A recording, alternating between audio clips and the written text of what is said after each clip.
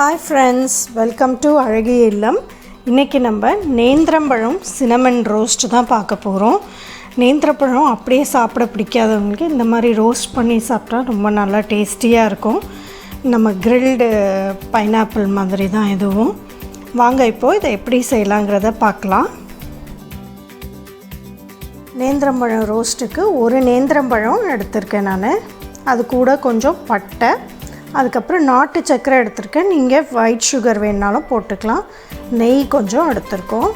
இப்போ இந்த ஒரு பழத்தை நம்ம தோல் எடுத்துட்டு இந்த மாதிரி திக் ஸ்லைசஸாக கட் பண்ணிக்கோங்க. ரொம்ப தின்னாக கட் பண்ணால் நமக்கு ரோஸ்ட் பண்ணுறதுக்கு பழம் ஒழுங்காக வராது.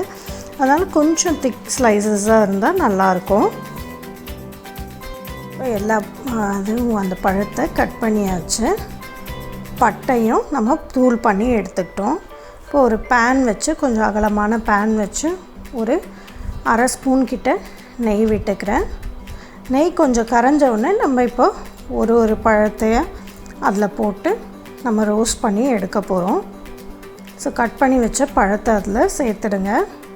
ஸோ இதுவும் நல்ல கிரில்டு பைனாப்பிள் மாதிரி சூப்பராக டேஸ்டியாக இருக்கும். நம்ம சேனலில் ஏற்கனவே கிரில்டு பைனாப்பிள் ரெசிபி போட்டிருக்கோம். அதோட லிங்க்கை டிஸ்கிரிப்ஷன் பாக்ஸில் கொடுக்குறேன், பார்த்துக்கோங்க. இப்போ இது ரோஸ்ட் ஆனதை நம்ம ஒரு பக்கம் திருப்பி போட்டுக்கலாம்.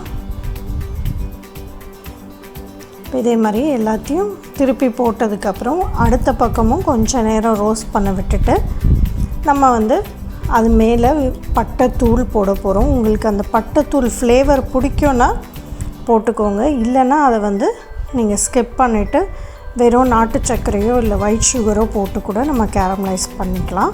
ஸோ இப்போ பட்டைத்தூள் ஒரு அரை ஸ்பூன் கிட்ட போட்டுக்கிறேன் ஃப்ளேவருக்கு, அந்த சினமன் பவுடர் ஃப்ளேவருக்கு. ஸோ அது கூட கொஞ்சம் நாட்டு சர்க்கரை மேலே தூவிக்கிறேன். ஒயிட் சுகரும் நீங்கள் போட்டுக்கலாம், நாட்டு சர்க்கரை டேஸ்ட் பிடிக்காதுன்னா. ஸோ இப்போ போட்டுட்டு நம்ம அப்படியே திருப்பி போட்டு அது கேரமலைஸ் ஆகிற வரைக்கும் நம்ம வச்சுருக்கணும்.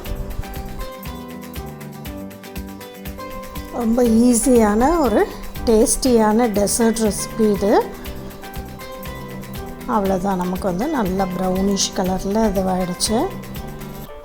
இப்போ நம்ம ரிமூவ் பண்ணி ப்ரெசென்ட் பண்ணிடலாம். அவ்வளோதான், டெசர்ட் சூப்பர் டேஸ்டியான ஒரு டெசர்ட் ரெடி பண்ணிட்டோம்.